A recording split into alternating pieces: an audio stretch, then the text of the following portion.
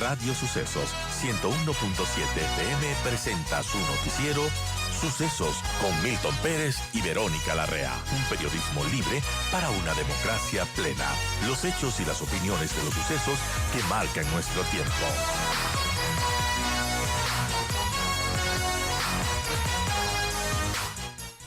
Y bueno, vamos a hablar sobre esto de tema político.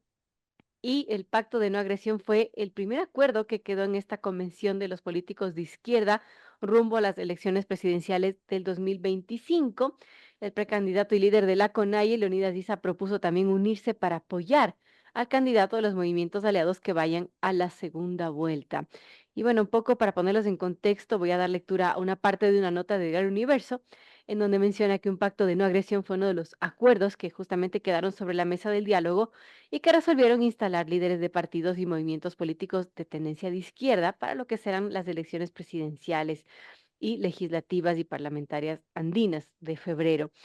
En este proceso electoral dijeron, hagamos un pacto de no agresión si finalmente no nos ponemos de acuerdo con candidatos, cada uno que vaya a la cancha respetando el proyecto político de cada movimiento, pero respetando el programa nacional. Ese fue el mensaje de Leonidas Issa, presidente de la CONAIE, que dio al final de esta convención. Esto ocurrió el 31 de julio y se llevó esta convención nacional organizada por 53 colectivos sociales con el objetivo de llamar a un diálogo de las izquierdas, declinando las confrontaciones electorales políticas para elaborar un plan de gobierno conjunto y así atender los problemas del país desde esa ideología.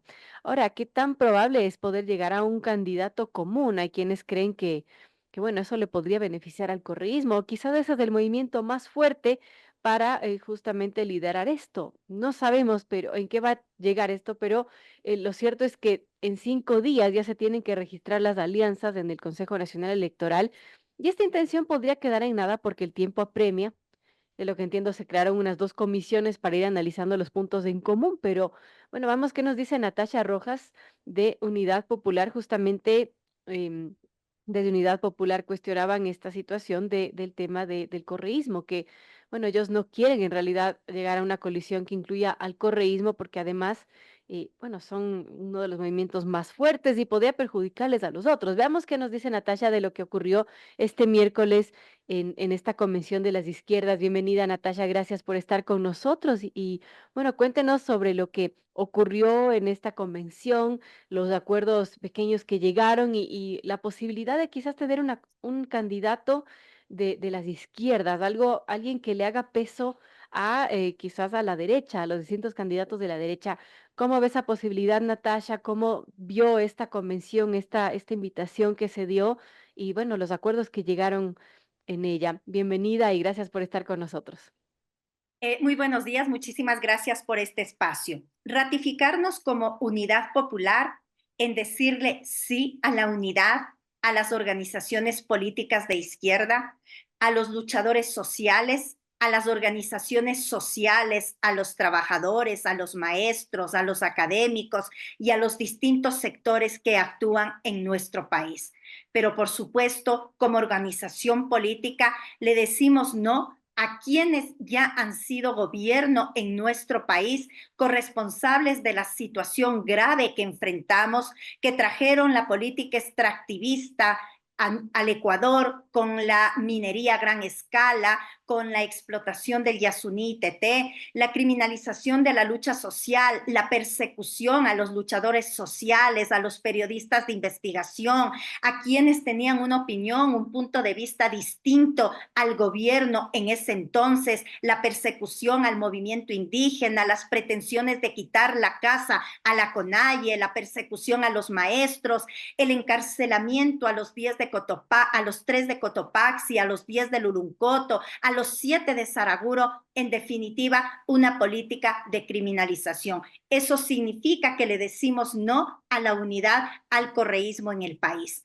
El pacto de agresión tiene que ver que no se le agreda más al pueblo ecuatoriano, que no se le agreda con salir y se salga del neoliberalismo, que se enfrente la inseguridad, que se enfrente la pobreza, porque aquí lo verdaderamente importante es lo que está pasando en el Ecuador, en donde 7 millones de personas viven en condiciones de pobreza, 5 millones con menos de $3 cada día y 2 millones con $1.60. La inseguridad, que las madres, los padres de familia no podemos estar tranquilos porque tenemos miedo cuando salgan nuestros niños.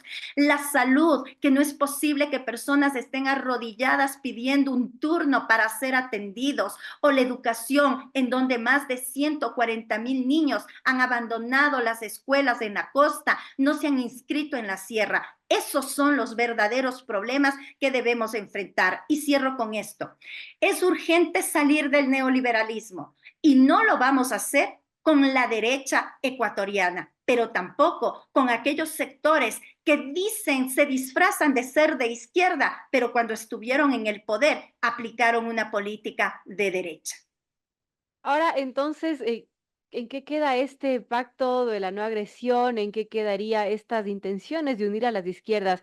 Unidad Popular definitivamente, si está el correísmo, no va a plegarse a ello, pero al menos van a estar en las mesas técnicas o tampoco es una intención.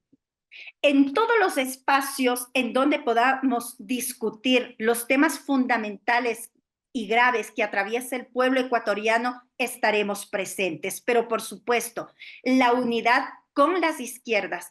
No podemos unirnos con el correísmo cuando ayer la señora Luisa González dice en los grandes medios de comunicación que llama a unirse a la derecha.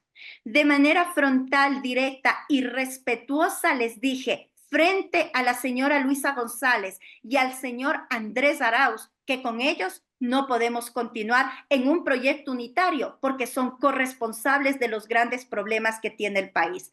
Pero yo creo que un aspecto importantísimo es analizar lo que está pasando en el Ecuador. Un presidente que no resuelve los problemas de la gente, un presidente que dijo una cosa en la campaña electoral y hace totalmente lo distinto, dijo que no va a incrementar impuestos y nos incrementó el IVA, en alianza en la Asamblea Nacional, ¿con quién? Con el correísmo. Un presidente que dijo que no va a incrementar el precio de la gasolina y lo hizo. Un presidente que dijo que va a incrementar cupos en las universidades y redujo el presupuesto a las universidades. El Ecuador va más allá del correísmo y del novoísmo. El Ecuador requiere una tercera opción y esa tercera opción tiene que venir obligatoriamente desde aquellos sectores que somos parte del pueblo, que conocemos la realidad del pueblo, que vivimos las carencias del pueblo, de los ciudadanos honestos, de los académicos, de los intelectuales que tenemos y tienen propuestas profundas para cambiar la realidad del país. Natasha, sí, no es con el correísmo, pero se plantearía otra alianza con otras organizaciones de izquierda. ¿Ustedes estarían dispuestas a aliarse a ellas, tal vez conseguir un candidato de unidad sin el correísmo? Por supuesto que sí, y lo hicimos un llamado público al compañero Leonidas Issa, al compañero Pedro Granja, al Partido Socialista, al Movimiento Pachacuti, al Frente Unitario de Trabajadores, entre otros sectores sociales y populares muy importantes en el país. Me parece importante señalar en este escenario que es ser de izquierda. Ser de izquierda es una forma de entender la vida, el mundo, un ideal de cambio de la sociedad, de transformación de las estructuras económicas y sociales, de estar siempre del lado del pueblo, de garantizar los derechos a la libertad de expresión, a la libertad de opinión, estar con lo más avanzado de la humanidad, respetando los derechos humanos, pero también los derechos de la naturaleza. Eso es ser de izquierda. Importante, amigos, conversamos con Natasha Rojas, son las 7:31 de la mañana. Y bueno, entonces, hablando de esta convención de las izquierdas, ¿qué destacaría? ¿Qué fue lo más importante que a su criterio ocurrió allí y qué podemos esperar a futuro con posibles alianzas o con lo que suceda ya en la papeleta que los ecuatorianos tendremos enfrente en febrero del 2025? Las cosas más importantes, una, la iniciativa de las organizaciones sociales, de algunos sectores de organizaciones sociales, de convocar a los partidos políticos a sentarnos y reunirnos. En segundo lugar, que hayamos podido los distintos actores políticos sentarnos en una mesa y decir lo que opinamos, lo que consideramos, las propuestas que tenemos. Y tercero, por supuesto, entender que este país va mucho más allá del correísmo y del novoísmo y la necesidad de construir una propuesta alternativa. En el Ecuador, los pueblos y los actores sociales y políticos debemos tener memoria histórica, no olvidar lo que pasó anteriormente para, por supuesto, no volver a cometer los mismos errores. Y con la franqueza, con la fraternidad y la frontalidad, decir lo que estamos pensando. Bueno, importante entonces, ¿cómo ve Unidad Popular en esta contienda electoral? ¿Qué tan fuerte están ahora mismo ustedes? Bueno, yo creo que hay experiencias importantes. Tenemos nuestro candidato a la presidencia de la República, Jorge Escala, un maestro con 32 años de experiencia, un estadista, conocedor a profundidad de los grandes problemas que tiene nuestro país. Precisamente la próxima semana vamos a hacer el lanzamiento de la candidatura a la vicepresidencia de la República de una mujer indígena, catedrática universitaria, con una experiencia muy importante en la defensa del agua y de los derechos de los pueblos indígenas en el Ecuador. Y por supuesto, abiertos a todos los procesos de alianza, abiertos a todos los procesos de unidad. Como lo dije en la reunión con las distintas organizaciones de izquierda, con Leonidas Issa siempre nos hemos encontrado en las calles, luchando, defendiendo los derechos de los trabajadores, con los compañeros indígenas, con los compañeros trabajadores, con los compañeros ambientalistas, defensores de los derechos humanos. Palmo a palmo hemos estado permanentemente defendiendo los derechos de los pueblos del Ecuador. Es momento de construir un nuevo Ecuador. Es momento de construir y garantizar la igualdad, la equidad, la seguridad, de construir un país sin machismo, sin xenofobia, sin racismo y sin clasismo que tanto daño nos ha causado. ¿Cuáles cree que son los problemas más importantes, más urgentes a resolver en nuestro país? Y bueno, si se logra tener a un proyecto que logre solventar eso, que atienda las necesidades reales de la gente, ¿cuáles cree usted que serían? Principales problemas 5 desde nuestra perspectiva. 1, la reactivación económica y productiva que tiene relación directa con un nuevo modelo económico en el país. En segundo lugar, la seguridad, que significará 3 o 4 elementos. 1, la depuración de la cúpula del ejército, de la policía y de la marina, de aquellos narcogenerales que han sido denunciados, la depuración de la justicia ecuatoriana, el control de la frontera norte, de la frontera sur, de los puertos privados por donde sale y entra la droga, las armas ilegales, y una gran inversión en el ámbito social, en educación, en generación de fuentes de empleo, en salud y en seguridad social. No nos olvidemos los niveles de pobreza en nuestro país. A la inseguridad se la debe enfrentar de fondo. Los expertos en seguridad lo plantean permanentemente, medidas de carácter social. El otro elemento, el tema ambiental, salir del extractivismo, de esa política extractivista, de la explotación minera a gran escala, de la explotación petrolera que pone en riesgo la biodiversidad, el fortalecimiento del Instituto Ecuatoriano de Seguridad Social y, por supuesto, la entrega del presupuesto oportuno a educación, a salud y a bienestar social. ¿Cómo generar recursos si no queremos minería, no queremos explotar el petróleo y el país necesita dinero para tener esos pagos que tiene? ¿Cómo generar esos recursos? Bueno, yo soy administradora pública. En primer lugar, el presupuesto del Estado determina cuál es la visión de país que tenemos. 1, en nuestro gobierno declararemos 2 años de moratoria del pago de la deuda externa y llegaremos a un acuerdo con los acreedores nacionales e internacionales en torno a un plan de pago. No se trata de no pagar, sino decirles, queremos reactivar la economía, queremos dinamizar la economía, tener ingresos y posteriormente pagamos. En segundo lugar, el cobro a los grandes evasores de impuestos. No es posible que nos suban el IVA, nos suban la gasolina y por otro lado el gobierno en la Asamblea Nacional con el acuerdo de las distintas fuerzas políticas perdonaron a los grandes evasores de impuestos 2.400 millones de dólares.